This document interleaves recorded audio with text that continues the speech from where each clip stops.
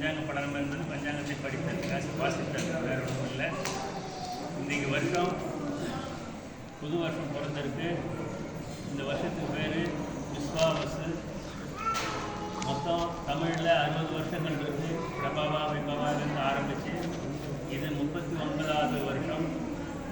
தமிழ் மாதம் சித்திரை மாதம் 1ஆம் தேதி வருஷம் விஸ்வாவசு வருஷம்.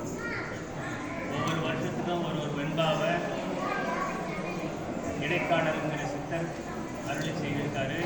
அதன்படி பார்க்கும் பொழுது இந்த வருஷத்துக்கான வெண்பாவை பார்க்கலாம். அதுக்கு முன்னால் ஜோதிடம் பற்றிய பஞ்சாங்கம் பற்றிய சில எளிய குறிப்புகளை தெரிஞ்சுக்கிட்டே நல்லா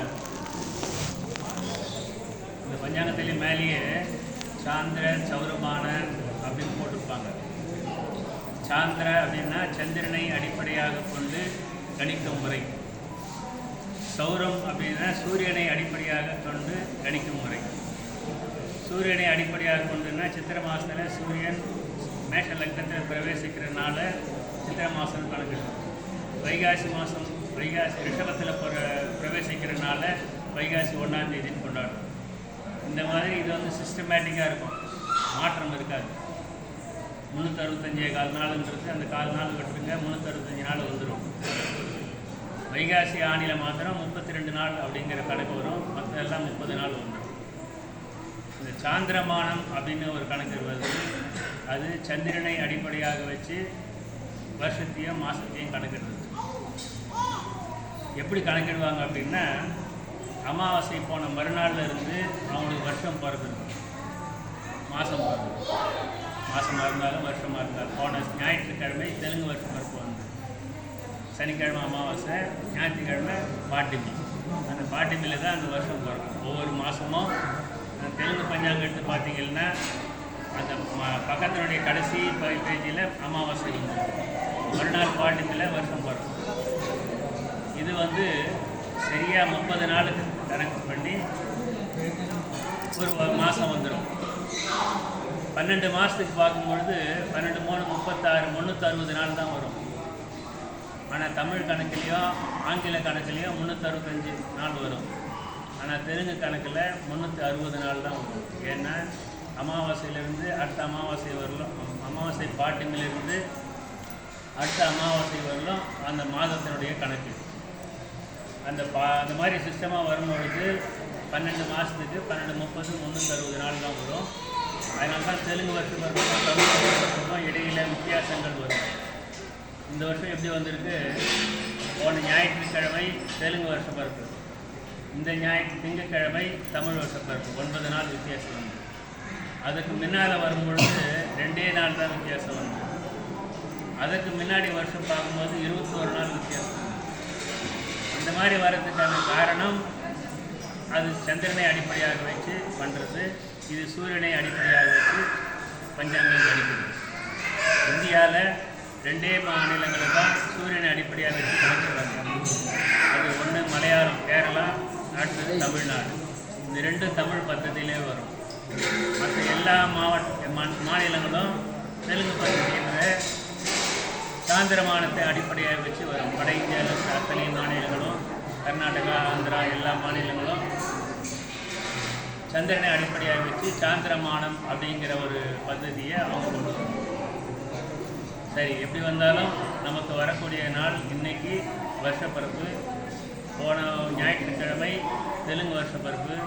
தெலுங்கு வருஷப்பிறப்பு எந்த வருஷம் எந்த வாரத்தில் நடக்குதோ அந்த வாரத்தினுடைய அதிபதியை இந்த வருஷத்தினுடைய ராஜாவாக கணக்கிடுவாங்க. தமிழ் வருஷப்பிறப்பு எந்த நாளில் பிறக்குதோ அந்த வாரத்தினுடைய அதிபதியை மந்திரியை கணக்கிடுவாங்க. ஒரு இதுக்கும் ராஜா ஒருத்தர் இருப்பார், மந்திரின்னு ஒருத்தர் இருப்பார், சேனாதிபதி, அர்காதிபதி, நீரசாதிபதி, மேகாதிபதி, தானியாதிபதி, ரசாதிபதி, பசுநாயகர். 9 தலைமை பதவிகள் இருக்கும். அந்த பதவிகளில் தலைமை பதவி ராஜாவும் மந்திரியும். ராஜா யார், தெலுங்கு வருஷத்தினுடைய பிறப்பினுடைய வாரத்தின் அதிபதி. ஞாயிற்றுக்கிழமை வந்ததுனால சூரியன் அதிபதி. இந்த வருஷம் ராஜா வந்து சூரியன். சந்திரன் திங்கட்கிழமை இன்னைக்கு தமிழ் வருஷ பிறப்பு திங்கட்கிழமை பிறந்தது. அதனால் இந்த வாரத்தினுடைய அதிபதி திங்கள் சந்திரன் அவர் வந்து மந்திரியாக வராரு. இந்த மாதிரி கணக்கு பண்ணுவாங்க. ஒன்றுக்கும் மியர் மேத்தமேட்டிக்ஸ் தான் அது. இது இப்படி வந்தால் இந்த வாரத்தில் இந்த கிழமை வந்தால் இந்த இது நடத்தணும் அப்படிங்கிற கணக்கு தான். அந்த மாதிரி நவநாயகர்னு கணக்கு பண்ணுவாங்க. அந்த நவநாயகருக்கு ஒவ்வொருத்தருக்கும் ஒரு பதவி கொடுப்பாங்க. அதுக்கு முன்னால் இந்த இந்த வருஷத்தினுடைய வெண்பாவை பார்த்துருக்கோம். இடைக்காலவிந்தர் சித்தர் 60 வருஷத்துக்கும் 60 வெண்பாவை எழுதியிருக்காரு. அந்த வெண்பா அந்த வருஷத்தினுடைய சாராம்சமாக இருக்கும். அதாவது பின்னாடி நடக்கிறது சுருக்கமாக எடுத்து சொல்லக்கூடிய அமைப்பாக இருக்கும். ஸ்ரீராகம் தசரதாத்ம பிரமேயம் சீதாபதிம் ரகுகுலாவன்ய ரத்னதீபம் ஆஜானுபாகம் அரவிந்த தலாதாட்சம் ராமம் சீதாசரவிநாதகரம் நமாமி. ராமாய ராமபத்ராய ராமச்சந்திராய வேதசே ரகுநாதாய நாதாய சீதாபதையே நமஹ. இந்த வருஷத்தினுடைய வெண்பா விஸ்வாவசு வருடம் வேளாண்மை மேரும் பசுமாடு பலிக்கும் சிசுநாசம் மற்றையொரு வாழ்வார்கண் மாதவம் கண் மீறுமே உற்றுலகில் நல்ல மழை உண்டு. பொதுவாக இந்த வெண்பானுடைய பலன் மழை அதிகமாக இருக்கும். சில இடங்களில் மழை குறைவாக இருக்கும், சமமாக பெய்யாது. ஏன்னா சூரியன் வந்திருக்கார் மேகாதிபதியாக, அவர் காற்று அதிகமாக எடுத்து கழிச்சு விட்டுருவார். சில இடங்களில் மழை அதிகமாக இருக்கும், சில இடங்களில் குறைவாக இருக்கும். சிசுக்கள் இறப்பு அதிகமாக இருக்கும். பசுமாடு கால்நடைகள் அதனுடைய வளர்ச்சி நல்லா இருக்கும். மற்றவர்கள்லாம் நல்லா இருப்பாங்க. பொதுவாக வாழ்க்கையினுடைய ஆதாரத்தை மீறக்கூடிய, அதாவது இயற்கைக்கு மாறாக நடக்கக்கூடிய நிகழ்வுகள்லாம் இந்த வருஷம் நடக்கிறதுக்கு வாய்ப்புகள் அதிகமாக இருக்குது அப்படின்னு சொல்கிறாங்க. அதாவது இறை வழிபாடு, தர்ம சிந்தனை, நல்லது நடத்துறது, தீயதுக்கு எதிர்ப்பு சொல்கிறது, இதெல்லாம் வந்து குடிமை பண்புகள். இந்த குடிமை பண்புகளில் அப்பப்போ விதிமீறல்கள் நடக்கும் அப்படின்னு சொல்கிறாங்க. ராஜா சூரியன், மந்திரி சூரியன் நைட்டு பிறந்ததுனால சூரியனே வச்சுருக்காங்க. சேனாதிபதி சனி, அர்க்காதிபதி சூரியன், சஸ்யாதிபதி புதன், ரசாதிபதி சுக்கிரன், தானியாதிபதி சந்திரன், மேகாதிபதி சூரியன், நீரசாதிபதி புதன், மழை மறுக்கால் 2. பொதுவாக ஆங்கில கணக்கில் 12 1 நிமிஷம் ஆனாலே மறுநாள் வந்த மாதிரி கணக்கு பண்ணுறோம். ஆனால் இந்து பద్ధதிப்படி 3 மணிக்கு மேலே தான் அந்த வாரம் பிறக்கிறதா கணக்கு. இந்த லக்னம் இந்த வருஷம் பிறந்திருக்கிறது 2/22க்கு பிறந்திருக்கு. அதாவது மீனத்திலிருந்து மேஷத்தில் சூரியன் அடியெடுத்து வச்ச நேரம் 2:22 விடியற் காலையில். அதனால் அவங்க ஞாயிற்றுக்கிழமையே கணக்கு பண்ணியிருக்காங்க. 3 மணிக்கு மேலே இருந்தால் திங்கட்கிழமை கணக்கு வந்துடும். சூரியன் ராஜாவாக இருக்கிறதுனால அரசர்களுக்கு விரோதம், அரசியல் தலைவர்களுக்கு விரோதம், மழை அதிகமாக பெய்யும், ஜனங்கள் அக்னினால் சில இடங்களில் பயம் ஏற்படும். மந்திரி சூரியன், அரசர்களுக்குள் யுத்தம், அதர்மம் அதிகம், நிலத்தில் கருப்பு தானியம் நன்றாக விளையும். சேனாதிபதி சனி, கருப்பு தானியம் பூமியில் பூரண பலிதம் உண்டு, பசுக்கள் அதிக பால் தரும், எழுத்தாளர்களுக்கு விருத்தியான அமைப்பை கொடுக்கும். அர்க்காதிபதி சூரியன், மிதமான மழை, தானிய அபிவிருத்தி, பால் விருத்தி, பசுக்கள் அதிக பால் தரும்.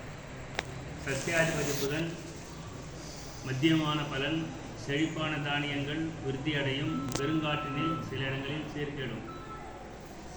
ரசாதிபதி சுக்கிரன், நல்ல மழை உண்டு, பயிர் செழிக்கும், ஜாதியின்மை, சுபிட்சம் ஏற்படும். தானியாதிபதி சந்திரன், எண்ணெய் வித்துக்கள், தேன், பால், வெல்லம் விலை ஏற்றம் ஏற்படும், தங்கத்தினுடைய விலை ஏற்ற இறக்கம் இருக்கும். மேகாதிபதி சூரியன், பயம் மிகுதி, சிவப்பு தானியங்கள் மிகுதி, வியாதியின்மை, சுபிட்சம் ஏற்படும். நீரசாதிபதி புதன், சந்தனம், கஸ்தூரி போன்ற வாசனை திரவியங்கள் அதிகமாக விளையும். இந்த வருஷத்தில் சூரியனுக்கு 4 ஆதிபத்தியங்களும், சந்திரனுக்கு 1 ஆதிபத்தியமோ, சனிக்கு 1 ஆதிபத்தியமோ, புதனுக்கு 2 ஆதிபத்தியமோ வந்திருக்கு. சூரியனுக்கு அதிகமான ஆதிபத்தியங்கள் வந்ததுனால சில இடங்களில் மழை அதிகமாக இருக்கும், சில இடங்களில் காற்றினால் மழை குறைவாக இருக்கும். ஆனாலும் சராசரி மழையை விட அதிகமான மழையே பெய்யும். இந்த வருஷம் பிறந்த லக்னம் எப்படி இருக்குன்னு பார்ப்போம். விடியற்கால 2:22 அந்த லக்னம் பிறந்தது. இது கும்ப லக்னத்தில் பிறந்திருக்கு. வாக்கிய பஞ்சாங்கத்தில் மகர லக்னம்னு போட்டிருக்காங்க. ஆனால் கும்ப லக்னம் தான் வருது கணக்கு பார்த்தவங்க. இந்த கும்ப லக்னத்துக்கு கிரகங்கள்லாம் எப்படி இருக்குன்னு பார்க்கலாம். 2ஆம் இடத்துல ராகு, சுக்கிரன், புதன், சனி. 3ஆம் இடத்துல சூரியன், 4ஆம் இடத்துல குரு, 6ஆம் இடத்துல செவ்வாய், 8ஆம் இடத்துல கேது, 9ஆம் இடத்துல சந்திரன். லக்னாதிபதி சனி எங்கே இருக்கார்? 12க்குரியவரும் அவர் தான், லக்னத்துக்குரியவரும் அவர் தான். அந்த 2 இடத்துக்குரிய சனி பகவான் 2ஆம் இடத்துல குருவனுடைய வீட்டில் நட்பு ஸ்தானத்தில் இருக்கார். ஆகையினால இந்த வருஷம் சுபிட்சம் ஏற்படும். எல்லா வகையான செல்வங்களும் எல்லாருக்கும் அதிகமாக கிடைக்கும், குறை இல்லாமல் இருக்கும். கருப்பு தானியம் அதிகமாக விளையும்னு சொல்கிறாங்க. ஆனாலும் லக்ன பலம் நல்லா இருக்குது. எந்த லக்னமாக இருந்தாலும் லக்னம் நல்லா இருக்கணும். அடுத்தது சூரியன், சந்திரன் நல்லா இருக்கணும். ஆத்மகாரகன், மனோகாரகன். அந்த லக்னம் நல்லா இருக்குது. லக்னத்துக்குரிய சனி பகவான் 2ஆம் இடத்துல நண்பன் வீட்டில் இருக்கிறதுனால சுபிட்சங்கள் ஏற்படும். 3ல் சூரியன், தைரியம், தேவையில்லாத சில நேரங்களில் வீண் ஜம்பம் பேசுறது, இந்த மாதிரியான நிகழ்ச்சிகள் நடக்கும். ஆனாலும் சூரியன் யாருன்னா 7க்குடையவர். 7க்குடையவர் களத்திர ஸ்தானாதிபதி. களத்திர ஸ்தானாதிபதி உச்சமாக இருக்கும் பொழுது களத்திரம், அதாவது பெண்கள் முன்னேற்றம் அதிகமாக ஏற்படும். பெண்கள் தைரியமாகவும் சாகசம் புரிவார்கள். அவருடைய முன்னேற்றம் அதிகமாக இருக்கும். இந்த லக்னத்துக்கு 2-11க்குடைய குரு பகவான் 4ஆம் இடத்துல போய் மறைஞ்சிருக்காரு. 4ஆம் இடத்துல அவர் இருக்கக்கூடாது. அதனுடைய பலன் என்னன்னா படிப்பில் ஆர்வம் குறையும். தமிழ்நாட்டு அளவில் இந்த பலன் சொல்கிறோம். படிப்பில் ஆர்வம் குறையும். பார்த்து எழுதிடலாம், பார்த்து வச்சு எழுதலாம் அப்படிங்கிற மனோபாவம் அதிகமாக இருக்கும். ஒழுங்காக படித்து பாஸ் பண்ணணும் அப்படிங்கிற எண்ணங்கள் சில நேரங்களில் மாணவர்கள் மத்தியில் குறைஞ்சி காணப்படுது. அதற்கு காரணம் 4 இருக்கிற ஒரு 4ஆம் இடம் வித்தியாசம். 3-10க்குடையவர் செவ்வாய் பகவான் அவர் 6ஆம் இடத்துல உட்காந்துருக்கார். அதுலேயும் நீச்சமாக இருக்கார். நீச்சமாக இருக்கும் பொழுது 3க்குடையவர் 6ல் இருக்கலாம், நல்லது. கெட்டவன் கெட்ட சாஞ்சது, கெட்டவன் ராஜயோகம்னு சொல்லுவாங்க. 3க்குடையவர் 6ல் இருக்கலாம். ஆனாலும் அவர் நீச்சமாக இருக்கிறதுனால சில நேரங்களில் தேவையில்லாத சிக்கல்கள்லாம் வரும். 4-9க்குடைய சுக்கிர பகவான் 2ஆம் இடத்துல உச்சமாக இருக்கார். ஏற்கனவே சூரியன் உச்சம். சூரியன் யார்? 7க்குடையவர், களத்திர ஸ்தானாதிபதி. சுக்கிரன் யார்? களத்திர காரகன். சுக்கிரனும் பெண்மையை தான் குறிக்குது. சூரியனும் 7ஆம் இடத்து அதிபதி என்றதுனால பெண்ணை குறிக்குது. பெண்கள் முன்னேற்றம், மகிழா முன்னேற்றம் அதிகமாக இருக்கும். இந்த வருஷம் அவங்களுக்கு அதிகமான ஆதிபத்தியங்கள் வருது. அவங்களுடைய நடவடிக்கைகளும் மேன்மையாக இருக்கும். படிப்புலேயும் சரி, விளையாட்டுலேயும் சரி, உத்தியோகத்திலையும் சரி, சாகசங்கள்லையும் எல்லாத்துலேயும் ஆண்களோட உயர்ந்து இருப்பாங்க. 5க்குடையவர் புதன், 8க்குடையவரும் புதன். 5ஆம் இடம் பூர்வ புண்ணியஸ்தானம், மிகவும் முக்கியமான இடம் 5ஆம் இடம். அந்த புதன் எப்படி இருக்காருன்னா 2ஆம் இடத்துல நீச்சமாயிட்டார். 5க்குடையவர் நீச்சம் ஆகக்கூடாது. நீச்சமாகனா என்ன ஆகணும் அப்படின்னா கடவுள் பக்தி குறையும், பெரியவர்களுடைய வழிபாடுகள் குறைஞ்சிடும், பெரியவர்களை மதிக்கிறதுல அசால்ட்னஸ் இருக்கும். இதை போன்று சில குறைகள்லாம் புதனால் வருது. ஏன்னா அவர் 5க்குடைய ஆதிபத்தியத்தில் வர்றதுனால 5ஆம் இடம் பூஸ்ட் பண்ணணும். அதற்கு இறை வழிபாடும் தெய்வ வழிபாடும் முன்னோர்கள் பெரியவர்கள் வழிபாடும் பண்ணும் பொழுது 5ஆம் இடம் பூஸ்ட் ஆகும். 6க்குரிய சந்திரன் 9ஆம் இடத்துல பாக்கியஸ்தானத்தில் இருக்கார். இந்த லக்னம் கும்ப லக்னம் ஏற்கனவே சொன்னேன். அந்த லக்னத்துக்கு பாக்கியாதிபதியும் ராஜ்யாதிபதியும் ரொம்ப ரொம்ப முக்கியமானது. ஏன்னா 9க்குடையவர் பாக்கியாதிபதி, 10க்குடையவர் ராஜ்யாதிபதி. 9க்குடையவர் பணத்தை கொடுப்பாரு, 10க்குடையவர் தொழிலை கொடுப்பாரு, உத்தியோகத்தை கொடுப்பாரு. அதில் 10க்குடைய செவ்வாய் நீச்சமாக போயிட்டார். ஆனால் 9க்குடைய சுக்கிரன் 2ஆம் இடத்துல உச்சமாக இருக்கார். இது ஒரு சிறப்பான அம்சம். ஏன்னா இந்த கும்ப லக்னத்துக்கு 2 கிரகங்கள் தான் முக்கியமான கிரகங்கள், சுக்கிரனும் செவ்வாயும். ஒரு கிரகம் நீச்சமாயிடுச்சு, ஆனால் நீச்ச பங்கம் ஏற்படலை. புதனும் நீச்சம், அவருக்கும் நீச்ச பங்கம் ஏற்படலை. நீச்ச பங்கம் எப்படி ஏற்படும் அப்படின்னா, நீச்ச நின்ற ராசிநாதன் ஆட்சி உச்சம் ஏறினால் நீச்ச பங்க ராஜயோகம். ஆனால் அங்கே ஆட்சி உச்சம் அவர் ஏறலை, மற்ற கிரகங்கள் வந்துருக்கு. குரு பகவான் தான் வரணும். ஏன்னா மீனத்தில் புதன், செவ்வாய் கடகத்தில், கடகத்துக்குரியவர் சந்திரன், அவர் உச்சமாகலை. மீனத்துக்குரிய புதன், அவரும் உச்சமாகலை. கர்மாதிபதி யோகம் கெட்டாமல் போயிடுச்சு. இருந்தாலும் ஒரு கிரகம் ஆட்சியில் இருக்குது, உச்சமாக இருக்குது. சுக்கிரன் உச்சமாக இருக்கார், பாக்கியாதிபதி. அதனால் மக்கள்கிட்ட பணம் பொருளும், ஏதோ ஒரு பணம் பொருளும் செல்வம் அதிகரிக்கும். ஏதோ ஒரு வகையில் பொருளை ஈட்டுவாங்க, என்ஜாய் பண்ணுவாங்க, சொல்லுவாங்க இல்லையா, அந்த மாதிரி மகிழ்ச்சியாகவே இருப்பாங்க. அடுத்தது 6 கூடிய சந்திரன் பாக்கியஸ்தானத்தில், 7 கூடிய சூரியன் உச்சம் ஏற்கனவே சொல்லிட்டவங்கள. அதனால் பெண்கள் முன்னேற்றம் இந்த வருஷம் அதிகமாக இருக்கும். அரசியல் குறுக்கீடுகள், அரசியல் தலைமையில் மாற்றங்கள், இதெல்லாம் கூட, ஏன்னா சூரியனுடைய உச்சமாக இருக்கிறதுனால அரசியல் மாற்றங்கள், அரசியல் தலையீடுகள் அதிகமாக இருக்கும். கூட்டணிகள் மாறும், இருக்கிற கூட்டணியை விட வேறு கூட்டணிகள் மாறும். அது சூரியனால் வரக்கூடியது.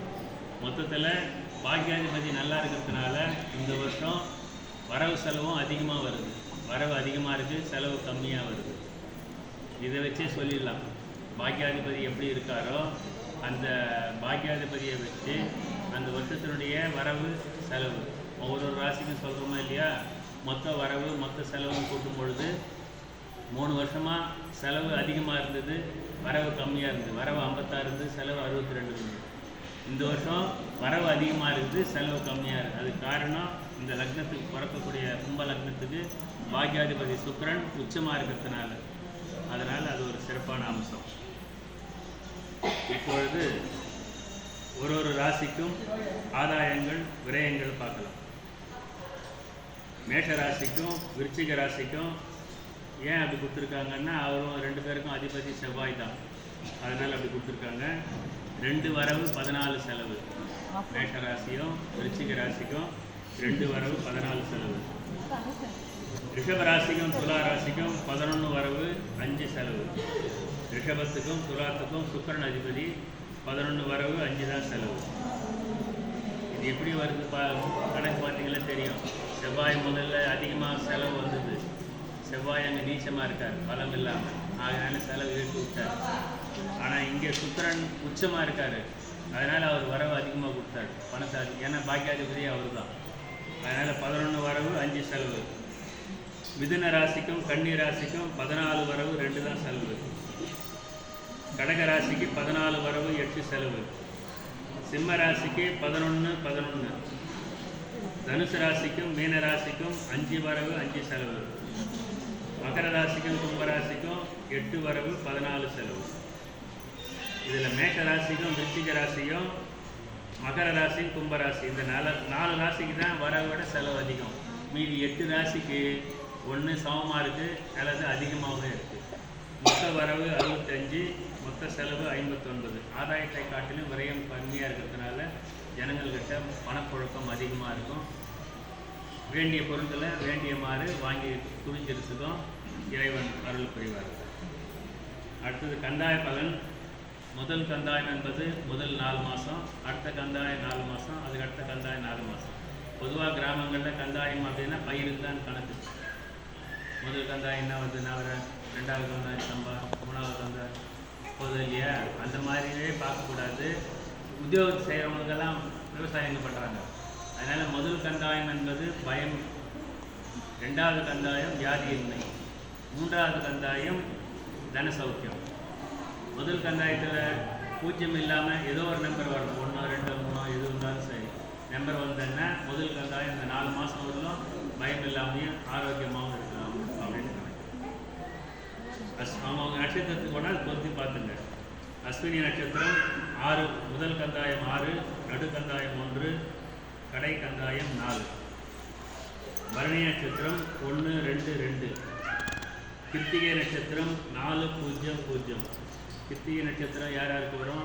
ஆல ஆரம்பிக்கிறவங்கலாம் வரும், ஈல ஆரம்பிக்கிறவங்க, ஊல ஆரம்பிக்கிறவங்க, ஏல ஆரம்பிக்கிறவங்க.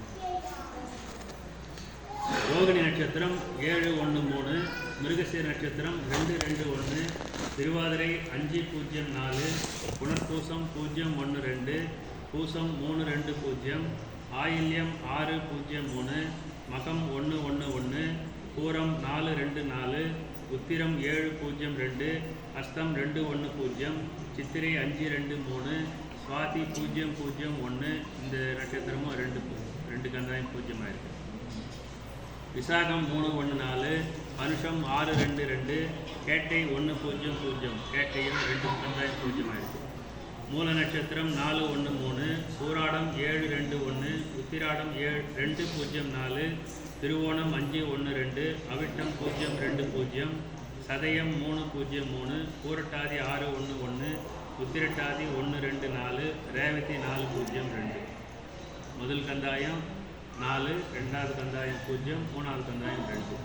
இந்த மாதிரி இந்த 27 நட்சத்திரத்துக்கும் கணக்கு பண்ணிக்கணும். முதல் கந்தாயம் பயம், ரெண்டாவது கந்தாயம் வியாதி, மூணாவது கந்தாயம் தன விரயம். இந்த வருஷம் சுக்கிரமூடம் குருமூடம் 2 தெரிஞ்சுக்கலாம். சுக்கிரமூடம் கார்த்திகை மாதம் 18ஆம் தேதி கிழக்கே அஸ்தமனம் ஆறாரு. இந்த வருஷம் சுக்கிரன் இப்போது கிழக்கில் இருக்கார். கிழக்கில் இருக்கும் பொழுது விடியற் காலையில் தெரிவார். 5 மணிக்கு பார்த்தீங்கன்னா தெரியும், 5 மணிக்கு 6, 5:30 மணிக்கு 4:30 மணிக்கு கூட தெரியும். மேற்கு வரும்பொழுது சூரியன் மறைஞ்ச பிறகு தெரியும். ஏன்னா சுக்கிரனும் சூரியனும் முன்ன பின்ன நட்சத்திரங்களில் பயணம் செய்கிறவங்க. சூரியன் இன்றைக்கி அஸ்வினியில் வராருன்னா சுக்கிரன் மீனத்தில் ரேவதியில் வராரு. அஸ்வினி நட்சத்திரம் முன்னாடி வருது, சூரியன் பின்னாடி வந்துடுறாரு, சுக்கிரன் பின்னாடி வருவார். மேற்க வரும்பொழுது சுக்கிரன் பின்னாடி வருவார், சூரியன் பின்னாடி போவார். அந்த மாற்றங்கள் வரும். இப்போ சூரியன் முதல்ல வந்துடுவார், சுக்கிரன் பின்னாடி வராரு. அந்த சுக்கிரன் 2 நட்சத்திரத்துக்கு கேப்லேயே வருவார். பகல்லையும் வருவார், சூரியன் கூடவே வருவார். ஆனால் அந்த வெளிச்சத்தில், சூரியனுடைய வெளிச்சத்தில் சுக்கிரனுடைய வெளிச்சம் தெரியாமல் போயிடும். இந்த வருஷம் 3 கிரகங்கள் பயிற்சி ஆக போகிறது. ஒரு கிரகம் பயிற்சி ஆயிடுச்சு, சனி பகவான். ஆனால் சிலர் ஒத்துக்கலை. திருநள்ளாறுலேயும் மார்ச் மாதம் 6ஆம் தேதி தான் பயிற்சின்னு சொல்லிட்டாங்க.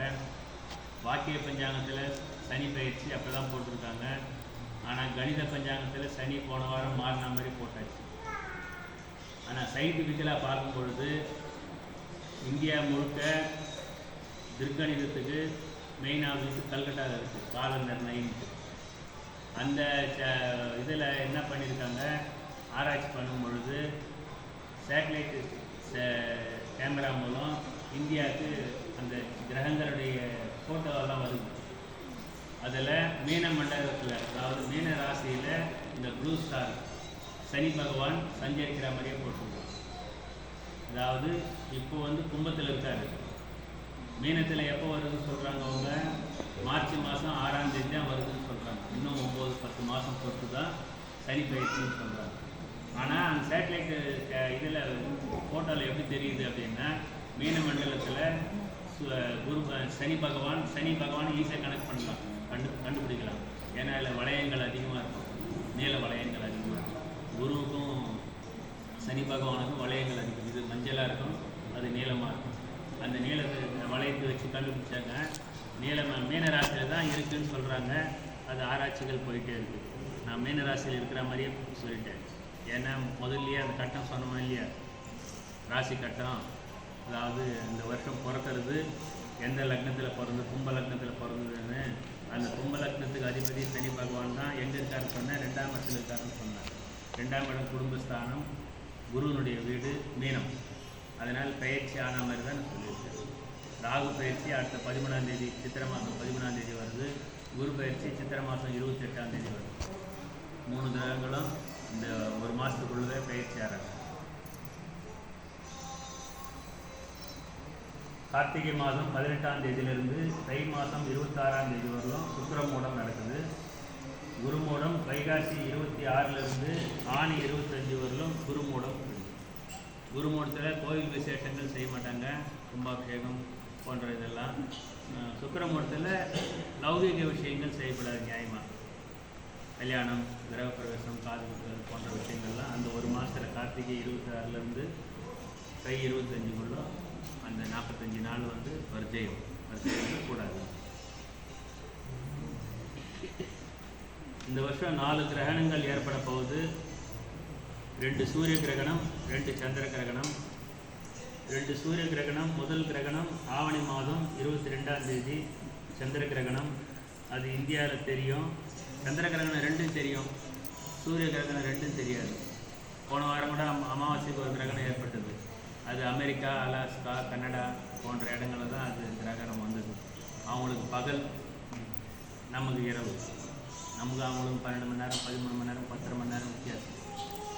அங்கே சூரிய கிரகணம் பகல் நடக்கும், நமக்கு அது ராத்திரி நேரம். அதனால் நமக்கு பாதிப்பு இல்லை. ஆனால் இதிலெல்லாம் வாட்ஸ்அப், யூடியூப்லாம் போட்டு தினம் ஒரு 100 பேருக்கு வந்து கேட்டாங்க, கிரகணம் இருக்குதா இல்லையா, அதை என்ன பண்ணணும் அப்படின்னு. நமக்கு தெரியாது, அதனால் நமக்கு பாதிப்பு இல்லை அப்படின்னு சொல்லுவோம். ஆவணி மாதம் 22ஆம் தேதி ஞாயிற்றுக்கிழமை பூரட்டாதி நட்சத்திரம், சந்திர கிரகணம். இது இந்தியாவில் தெரியும். ஆரம்பம் 9:56, மதியம் 10:59, முடிவு 11:41. அதாவது 9:56 11:41 வரலும் முழு சூரிய கிரகணம், முழு சந்திர கிரகணம். அதுக்கு அடுத்தது புரட்டாசி அமாவாசை அன்று சூரிய கிரகணம் ஏற்படுகிறது. அந்த சூரிய கிரகணம் நமக்கு தெரியாது.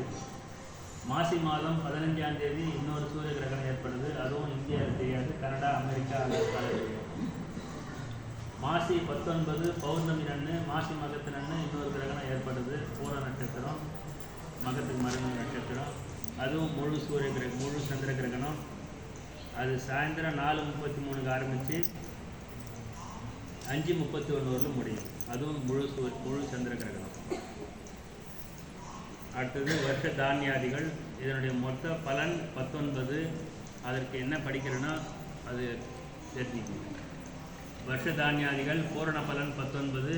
அதில் வருஷம்னா மழை 11, தானியம் 11, சீதம் 5, சீதம்னா குளிர்ச்சி, தாபம் 11, உஷ்ணம் 11, மாருதம் 13, மாருதம்னா காற்று, பிரஜா விருத்தி 12, பிரஜா நாசம் 15, விருத்தியை விட அதிகமாக இருக்குது நாசம், ராஜ விட்வரம் 5, உக்ரம் 5, புண்ணியம் 5, பாவம் 5, புண்ணியமும் பாவமும் சமமாக இருக்குது.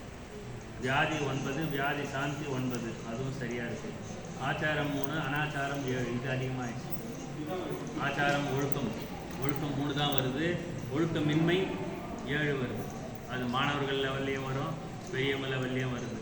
ஏன்னா 4ல் குரு வந்துட்டுருக்காரு. அதனால் அவன் படிக்கணுன்ற எண்ணமே அவனுக்கு குறைஞ்சிடும். பார்த்து காற்று வச்சு எழுதலாம், இல்லை மற்றவங்க பார்த்து எதுனா இது பண்ணலாம் அப்படின்னு தான் அவனுக்கு அந்த யோசனையே ஓடிக்கலாம். அதுக்கேற்ற மாதிரி ஒழுக்கமின்மையும் 3க்கும் 7க்கும் இருக்குது. மரணம் 11, தேஜ உத்பவம் 10, தேக சுகம் 1, சோரபயம் 3, சோரநாசம் 3, அக்னிபயம் 6, அக்னிசாந்தி 6, இது சமமாக இருக்குது. துஷ்ட நிகிரகம் 8, சிஷ்ட பரிபாலனம் 4, இதில் கூட 8 இருக்குது, 4 தான் வருது சிஷ்ட பரிபாலனம். பசி 11, தாகம் 9, நித்திரை 15, தூக்கம் தான் அதிகமாக வருது.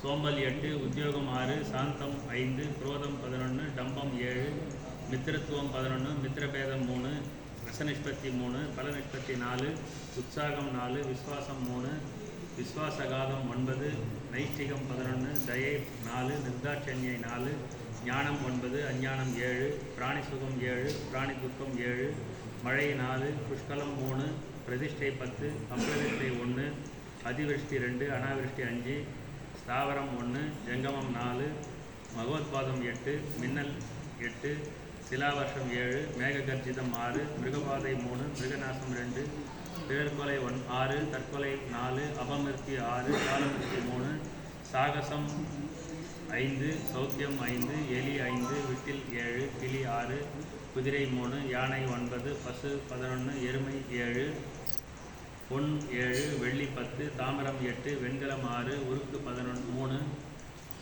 தாமிரம் துத்தநாகம் 7, இரும்பு 7, ரசம் 2, மாணிக்கம் 2, வஜ்ரம் 2, வைடூரியம் 6, மரகதம் 2, நீலம் 1, கோமேதகம் 6, புஷ்பராகம் 3, முத்து 9, பவழம் 6, வஸ்திரம் 4, சஸ்ய விருத்தி 4, க்ஷயம் 10, ராஜபூஜ்யம் 10, ராஜமான்யம் 8, அண்டஜம், ஸ்வேதஜம், உத்பிதம், ஜராயுதம் 4.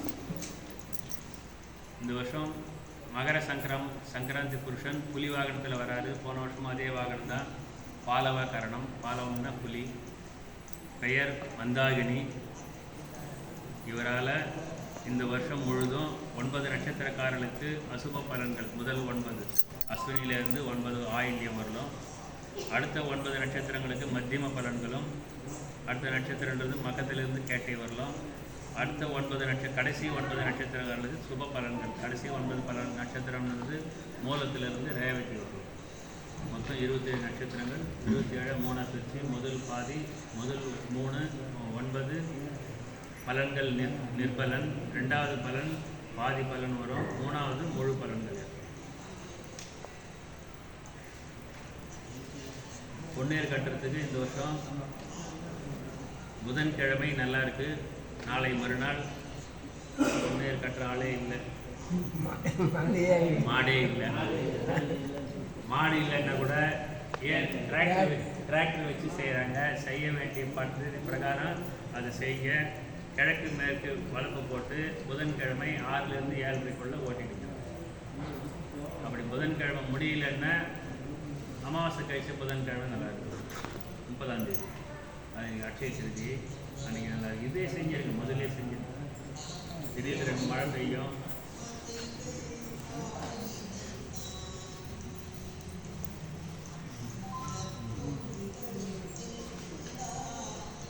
இன்று சித்திரை விஸ்வாவசு வருஷம் சித்திரை மாதம் 1 தேதி. ஏன் படிக்கிறேன் அப்படின்னா, வாரத்தை சொல்வதனால ஆயுள் வளரும், திதியை ஸ்மரிப்பதனால ஐஸ்வர்யம் பெருகும், நட்சத்திரத்தை சொல்கிறதுனால வியாதி குணமாகும். 5 வகை இருக்குல்லவா, திதி வார நட்சத்திர யோகம் கரணம். அதுதான் பேரே பஞ்சாங்கம். பஞ்சாங்கங்களை உடையது பஞ்சாங்கம். இந்த பஞ்சாங்கங்களையும் ஒரு தடவை காலால் கேட்கணும். திங்கட்கிழமை கிருஷ்ணபட்சம் பிரதமை 6:01. அதற்கு மேல் திதியை. இன்றைக்கி நட்சத்திரம் சுவாதி நட்சத்திரம் 45:31. யோகம் வஜ்ரநாம யோகம் 41:31. கரணம் கௌலவ கரணம் 8:02. விஸ்வாசு வருஷம் பிறப்பு வித்தியாசம் மேஷ விஷு புண்ணிய காலம். நிம்ர குசும பட்சணம் நைவேத்தியம்.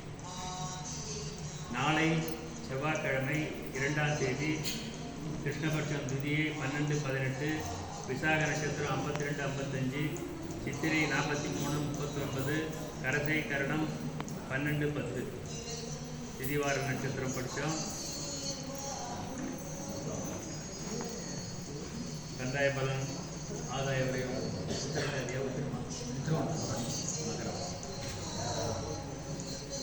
மகரத்துக்கு 8 வரவு 14 செலவு. கந்தாய பலம் நல்லா இருக்கு. மற்றவங்களுக்கு கேளுங்க.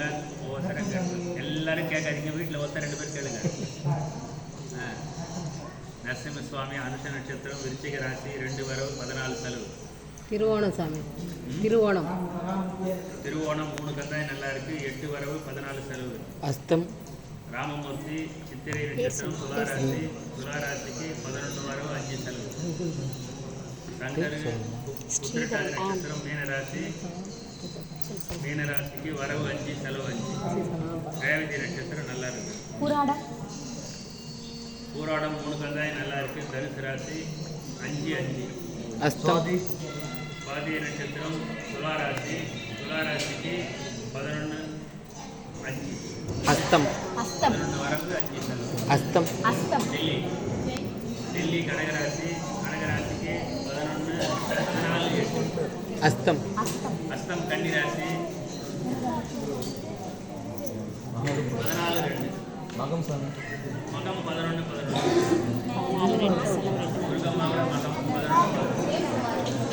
பிரேம்குமார் கடகராசி 14:2. 14:5. 14:2.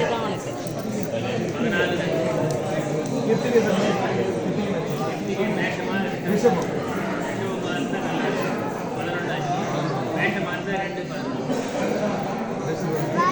2:11. சதயம் நட்சத்திரம் கும்பராசி 8:16. ஜெயஸ்ரீ 14. 8 வரவு 14. யார் சதை?